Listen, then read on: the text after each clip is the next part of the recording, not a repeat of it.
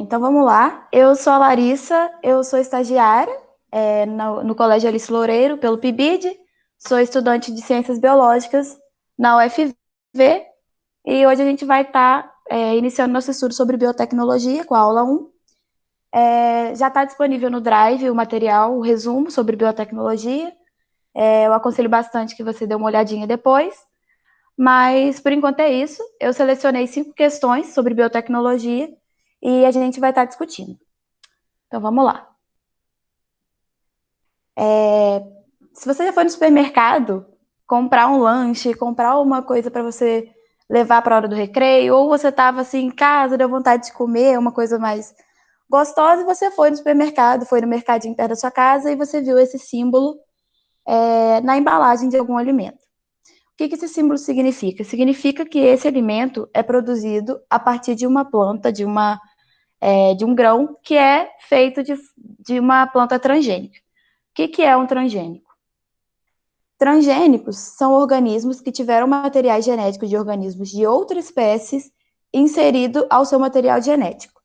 Então é o seguinte, você vai pegar o DNA de outra espécie, selecionar um gene específico que vai gerar algum benefício para a sua planta e vai isolar esse gene, extrair e colocar esse gene no DNA da planta que você quer modificar. Então, sabendo disso, vamos seguindo. Aqui tem algumas plantas transgênicas usadas em alimentos no mundo. Então, você vê que tem bastante plantas que a gente está acostumado a ver na nossa alimentação. Tem o milho, tem a batata, melão, enfim, tem bastante coisa que a gente está acostumado a ver, tanto no supermercado que a gente compra já o milho em si, a batata, como na produção de alimentos que a gente compra industrializado. Seguindo, a gente pode dizer que os transgênicos são organismos geneticamente modificados. Mas nem todo organismo geneticamente modificado é um transgênico. Por quê? Um transgênico só é um transgênico exatamente porque ele recebe do seu DNA gene de uma espécie diferente da dele. Um organismo geneticamente modificado nem sempre vai receber um gene de uma espécie que é diferente da dele. Pode ser uma alteração feita sem o recebimento de um gene externo. Falado isso, a gente pode ir para a nossa primeira questão. A primeira questão caiu no Enem de 2014 e ela está dizendo o seguinte: em um laboratório de genética experimental, observou-se que determinada bactéria continha um gene que conferia resistência a pragas específicas de plantas.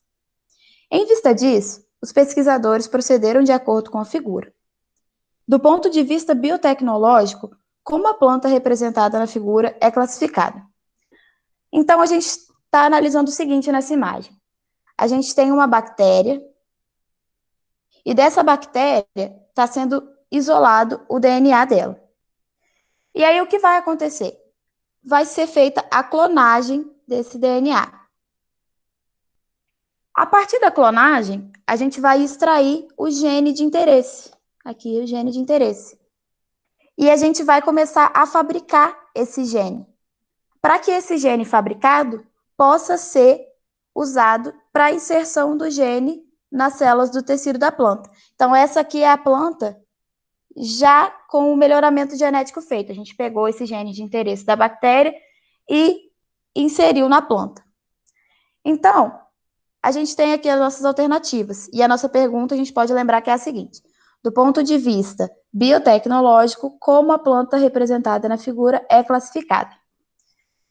Então, a gente já deu uma estudada sobre os transgênicos, a gente já pode afirmar com certeza que isso aqui está se tratando de uma planta transgênica. Veja bem, ela está recebendo o gene dessa bactéria. E essa bactéria, obviamente, não é da mesma espécie dessa planta. Então, por isso essa planta é um transgênico. Certinho? Podemos seguir. A questão número 2 caiu no Enem de 2013. E ela está falando o seguinte: a estratégia de obtenção de plantas transgênicas pela inserção de transgênios em cloroplastos em substituição à metodologia clássica de inserção do transgênio no núcleo da célula hospedeira, resultou no aumento quantitativo da produção de proteínas recombinantes, com diversas finalidades biotecnológicas.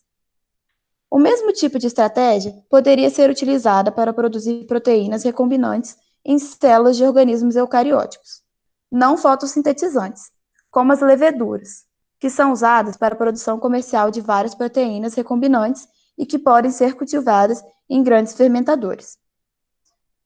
Considerando a estratégia metodológica descrita, qual organela celular poderia ser utilizada para a inserção de transgênios em leveduras?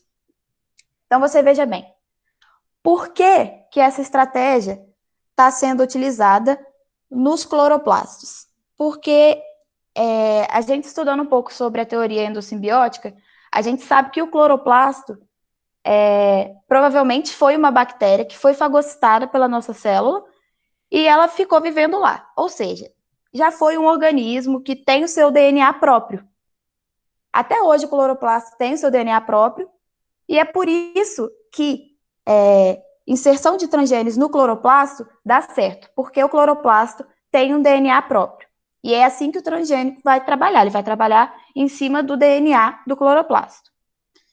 Então, a gente está falando como essa estratégia poderia ser usada em organismos eucarióticos, não fotossintetizantes, que no caso são as leveduras. As leveduras são fungos. Elas possuem não cloroplasto, elas possuem mitocôndria. E assim como o cloroplasto, a mitocôndria faz parte da teoria da endossimbiose. Acredita-se que a mitocôndria era uma bactéria que foi fagocitada pela nossa célula, então ela também possui o seu DNA próprio. Então, considerando a estratégia metodológica descrita, qual organela celular poderia ser utilizada para a inserção de transgênios em leveduras? A gente sabe que é a mitocôndria. Por quê? Porque a mitocôndria possui o seu DNA próprio. Então, certinho, a gente tem uma imagem aqui representando isso. A gente tem aqui a mitocôndria, nesse zoom de dentro da célula, e aqui o DNA mitocondrial. E é exatamente por isso que essa inserção do gene na mitocôndria funciona. Vamos seguir? A nossa questão número 3 é do Enem PPL de 2013, está dizendo o seguinte: a transferência de genes que poderiam melhorar o desempenho esportivo de atletas saudáveis foi denominada doping genético. Uma vez inserido no genoma do atleta, o gene se expressaria gerando um produto endógeno capaz de melhorar o desempenho atlético. Um risco associado ao uso dessa biotecnologia é... Então, a gente vai dar uma analisada agora nas alternativas e ver qual se encaixa nessa parte aqui, olha. A gente está falando de doping genético, que nada mais é que transferência de genes. Então, vamos dar uma olhada. A. Obtenção de baixo condicionamento físico? Não, porque essa transferência genética está sendo justamente para melhorar o condicionamento físico. Então, não faz sentido essa alternativa A. Letra B. O estímulo ao uso de anabolizantes pelos atletas? Também não. Anabolizantes diz sobre ganho de massa. Aqui a gente está falando sobre o desempenho, e o desempenho não necessariamente se relaciona com o ganho de massa desse atleta. A letra C está falando sobre a falta de controle sobre a expressão fenotípica do atleta. Pode ser que sim, a gente vai deixar essa letra C guardada, porque a gente não pode excluí-la ainda. Vamos dar uma analisada no resto para ver se a letra C realmente é correta. A letra D está dizendo sobre o aparecimento de lesões decorrentes da prática esportiva habitual. Também não. A gente está falando de um atleta, né? Então, teoricamente, essa alternativa também não faz sentido. E a letra E, a limitação das adaptações fisiológicas decorrentes do treinamento físico. Essa letra E a gente repara que se liga bastante à letra D, então a gente também pode excluir. Então, a nossa resposta é a letra C. E isso é uma coisa que a gente tem que ter em mente. A partir do momento que você transfere genes para um organismo, você não sabe qual vai ser a resposta desse organismo para um gene externo. Pode ser que esse organismo não se adapte muito bem, pode ser que seu sistema imunológico veja como uma ameaça. Então, sempre é um risco. Sempre pode acontecer do seu organismo reagir mal ao gene que foi transferido para o seu corpo. Certinho? Seguindo. Agora a gente vai falar um pouquinho sobre células-tronco. Células-tronco é um assunto que tem sido cada vez mais cobrado no Enem. E o que são as células-troncos? Eu vou passar o slide, mas depois a gente vai dar uma voltada. Células-tronco são células indiferenciadas, capazes de dar origem a qualquer tipo de célula. E elas podem ser obtidas de embriões, medula óssea, sangue do cordão umbilical do recém-nascido. Ela pode ser obtida de outras formas, mas o que a gente costuma ver em questão é basicamente, principalmente esses dois. E a gente tem que se atentar a uma coisa. As células-tronco, essa capacidade dela se diferenciar em qualquer tipo de célula é dada como totipotência, pluripotência ou multipotência. As células-tronco totipotentes, elas podem dar origem a qualquer célula imaginável, incluindo os tecidos extraembrionários. Mas isso são pouquíssimas células que conseguem fazer. A totipotência, ela é característica do zigoto e das células embrionárias.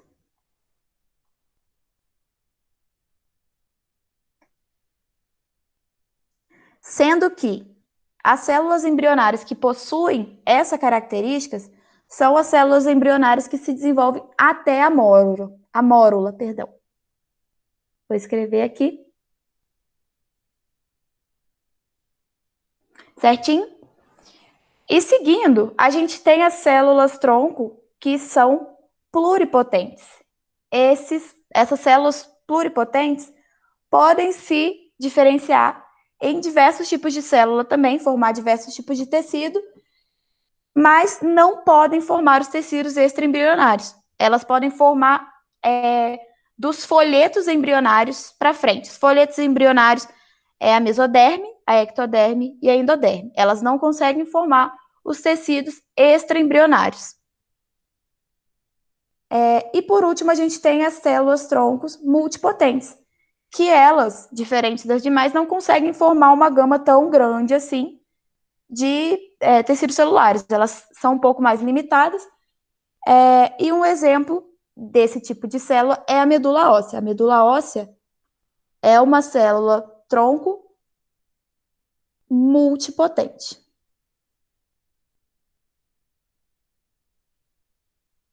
A gente vai ver um pouco mais disso mais à frente, mas por enquanto a gente está iniciando esse estudo. Então aqui a gente está dando uma olhada nessa imagem das células-troncos, se diferenciando em células do intestino, em células do fígado, em células do coração, em células nervosas, do sangue e dos músculos. Por que essas células-tronco são importantes para o estudo da biotecnologia? Porque a partir das células-tronco, a gente acredita que a gente possa resolver diversos problemas, inclusive genéticos, de doenças genéticas, doenças que a gente ainda não sabe como resolver. A gente pensa que a inserção das células-tronco no tecido que precisa desse tratamento pode ser uma ajuda, porque às vezes uma célula que é desenvolvida de forma errada, a partir do momento do tratamento da célula-tronco e da inserção dessa célula-tronco nesse tecido, possa haver uma melhora, possa haver uma alteração positiva nesse organismo, fazendo com que a doença diminua ou até realmente a esperança de acabar com a doença. Certinho? Então, a gente vai... Só para ver se eu entendi direito. As células totipotentes, elas formam a parte mais externa, a multipotente, a mais interna, os órgãos e tal. Não, na verdade é o seguinte, as células embrionárias elas vão se desenvolvendo e vão formar todas as células do nosso corpo. O que acontece é essa separação de células-tronco em 3 classes. São as de totipotência, a de pluripotência e a de multipotência. Pensa o seguinte, a de totipotência, essa aqui, ela é, vamos dizer, mais poderosa, porque ela pode desenvolver qualquer tipo de célula, inclusive as células embrionárias. Já essa multipotente aqui que a gente falou, que é da medula óssea, ela é um pouco mais limitada. Ela não forma os tecidos extraembrionários e elas só se diferenciam em alguns tipos de células. Não são todos os tipos de células, ou seja, não é em qualquer tecido que você pode inserir essa célula-tronco multipotente que ela vai funcionar. Entendeu? Ah, tá. Então é tipo assim, a célula da medula óssea tem uns certos tipos de tecido que você pode colocar ela lá para ela funcionar. E a de titopotência pode jogar em qualquer canto que ela dá certo. E a polipotência pode jogar, né, em mais do que a tito, mas em menos do que a multi. Exatamente. Ah, tá. Agora entendi. Beleza. Aí agora a gente vai ver uma questão que fala um pouquinho sobre as células-tronco. Ela é do Enem PPL 2013 e é o seguinte. O estudo do comportamento dos neurônios ao longo da nossa vida pode aumentar a possibilidade de cura do autismo, uma doença genética. A ilustração do experimento mostra a criação de neurônios normais a partir de células da pele de pacientes com autismo. Aí essa imagem está um pouco difícil de ler, então eu dei uma ampliada nela. O que a gente está vendo nessa imagem? Aqui a gente tem a extração. As células de pele foram retiradas de pacientes autistas saudáveis. Aí, essas células foram levadas para um cultivo. E essa parte é a regressão. Elas foram regredidas a células-troncos capazes de se transformar em diversas células do corpo. Ou seja, o que a gente fez aqui? Aqui são células da pele que a gente, a partir do cultivo e do tratamento dessas células, foram transformadas em células-tronco. Aí a gente vai para a parte 3. Aqui, ó. Em um ambiente que imita o cérebro, por meio de vitaminas e sais, células-troncos viram neurônios. Então, aqui você percebe o que a célula-tronco é capaz de fazer. A gente retirou essa célula da pele, fez a regressão é transformar essas células em células-tronco, e em um ambiente que imita o cérebro, tá vendo? A gente quer transformar ela, bem, olha aqui, tá falando. A gente quer transformar ela em neurônio, nas células do neurônio. Então, a gente criou um ambiente que imita o cérebro para induzir que essas células-tronco se transformassem em neurônios. Então, as células-troncos viram neurônios e a gente vai para a quarta parte, que é o defeito. A gente está observando o seguinte, os neurônios vindos de células dos autistas se atrofiam e fazem menos sinapses. Então, é exatamente isso que eu estava falando, sobre o melhoramento genético a partir das células-troncos. Porque a gente vai observar aqui no número 5, a revitalização. Por quê? Através de um hormônio chamado IGF-1 e um antibiótico gentamine, não precisa se atentar muito a isso, eles revertem a atrofia. Eles, tá vendo a diferença de tamanho? Bem aqui, olha. Essa aqui é o neurônio do autista e esse aqui é o neurônio normal. Você percebe que o neurônio normal tem mais ramificações e isso aqui é responsável pelas sinapses. Então, o neurônio do autista, como ele tem menos ramificações, ele tem um tamanho menor aqui, ele tem dificuldade em fazer grande quantidade de sinapses. E através desse melhoramento genético aqui, é transformado em um neurônio que possa vir a se desenvolver melhor, que possa trabalhar melhor, mais perto do que o neurônio normal faz. Certinho? Então, a gente vai agora dar uma Tá, olhada mas das nossas... tipo, isso aí como é que ele ia fazer pra tipo, colocar isso em uma pessoa? Porque a pessoa estaria, tipo assim, teria que nascer primeiro pra saber que tem autismo, ou dá pra saber, tipo, quando ela já ainda tá na barriga da mãe. Então, essa parte da barriga da mãe eu não vou saber te responder. Mas o que eu sei te dizer é que muito disso é feito através da medula óssea. Entendeu? Porque através da diferenciação que é feita nos estudos da medula óssea, a gente consegue, a partir daqui, inserir essas células, essa modificação celular no corpo dessa pessoa.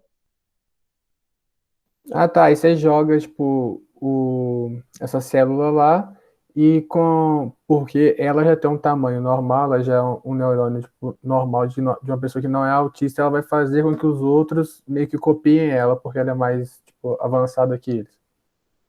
Sim, exatamente assim. Ah, tá. Certinho? Certinho. Beleza. Então, seguindo, a gente vai ter as alternativas agora. Analisando seu experimento, a diferenciação de células-tronco em neurônios ocorre estimulada pela. Então, o que está sendo perguntado nessa questão?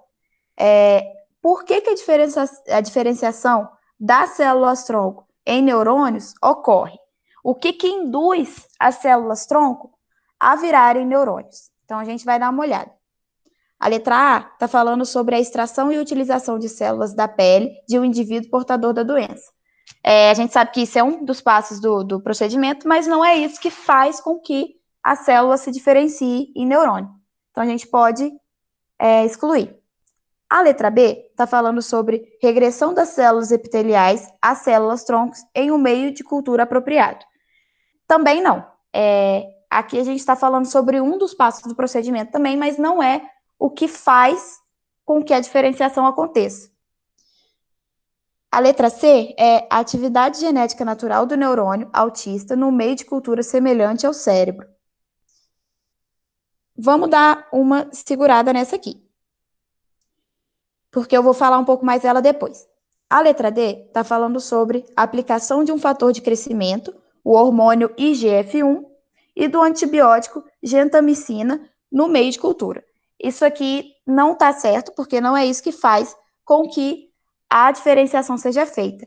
Essa parte aqui do procedimento faz com que o neurônio do autista seja modificado para que haja mais ramificações, para que ele seja melhorado, a fim de fazer com que ele... Ai, saiu. Ele consiga fazer mais sinapses. E a letra E está falando criação de um meio de cultura de células que imita o cérebro pela utilização de vitaminas e sais minerais. A nossa alternativa correta é a letra E. A gente tem que se atentar para não confundir, porque essa letra C, quando eu estava pesquisando e dando uma olhada nas questões, até eu me confundi. A gente tem que se atentar ao seguinte: a atividade genética natural do neurônio autista no meio de cultura semelhante ao cérebro. Isso não acontece, porque até nesse meio de cultura, a atividade genética do neurônio autista não era natural, ele ainda estava apresentando seus defeitos. Então, essa alternativa está errada, porque o que faz com que a diferenciação ocorra é a criação de um meio que imita o cérebro. Entendeu? Seguindo. A questão número 5, ela é do Enem PPL 2012. Pela manipulação genética, machos do Aedes aegypti, mosquito vetor da dengue, criados em laboratório, receberam um gene modificado que produz uma proteína que mata a prole do seu cruzamento. Com o emprego dessa técnica, o número de casos de dengue na população humana deverá diminuir, pois... Aí a gente vai dar uma olhada. Letra A. Os machos modificados não conseguirão fecundar as fêmeas. Cuidado, porque essa questão poderia confundir e você poderia acabar marcando a alternativa a letra A. Mas ela não está certa, porque ele está falando sobre não conseguir fecundar as fêmeas. Mas, no nosso enunciado, está falando que a manipulação genética gera um gene que produz uma proteína que mata a prole de seu cruzamento. A gente chega a ter a prole. Então, o fecundamento, a fecundação acontece. A prole, ela acontece, mas o que acontece é que ela não vai à frente. Ela é morta após se tornar prole. A letra B está falando o seguinte: os machos modificados não obterão sucesso reprodutivo. Pode ser que sim, mas vamos analisar o resto primeiro. A letra C. Os machos modificados possuem genes que impedem a infecção dos mosquitos. Não. Está dizendo no nosso enunciado que os genes que eles recebem não geram sucesso reprodutivo da sua prole. Não está dizendo sobre o impedimento da infecção. A letra D está falando: a inserção de novos mosquitos aumentará a quantidade de mosquitos imunes ao vírus. Também não. E a letra E: o número de machos modificados crescerá com as gerações. Talvez sim, talvez não, mas, assim, provavelmente não, porque diz que a prole não tem o sucesso reprodutivo. Então, esses genes não vão ser passados à frente. Então, a alternativa correta é a letra B. Certinho? Alguma dúvida? Tipo, eu entendi a questão toda e tal, mas eu só queria saber uma coisa. O que que o pessoal pensou para fazer essa questão? Porque tipo, eles vão mudar o gene do mosquito.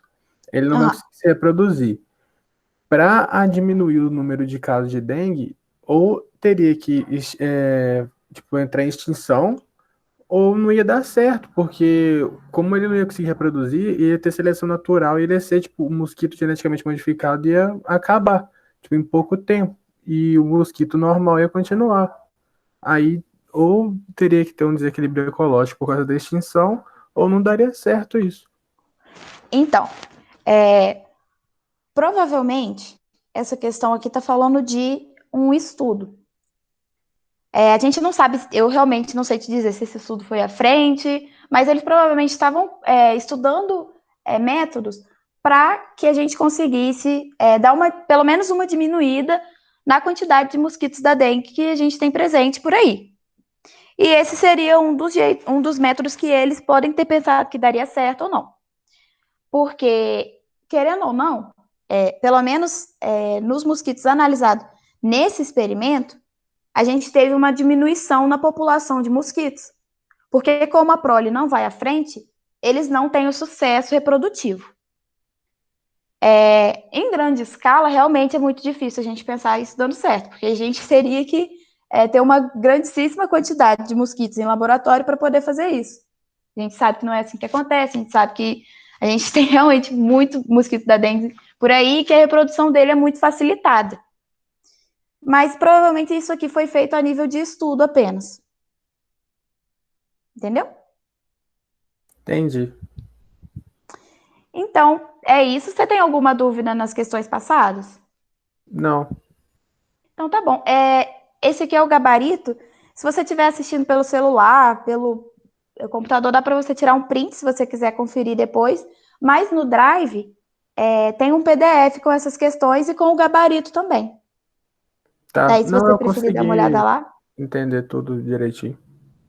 Beleza. Então, seguinte, acabou a aula de hoje. Mas na semana que vem, nesse mesmo dia e no mesmo horário, a gente vai dar continuidade ao assunto. Eu vou selecionar questões que vão falar de outros assuntos da biotecnologia para a gente conseguir ir andando com a nossa matéria.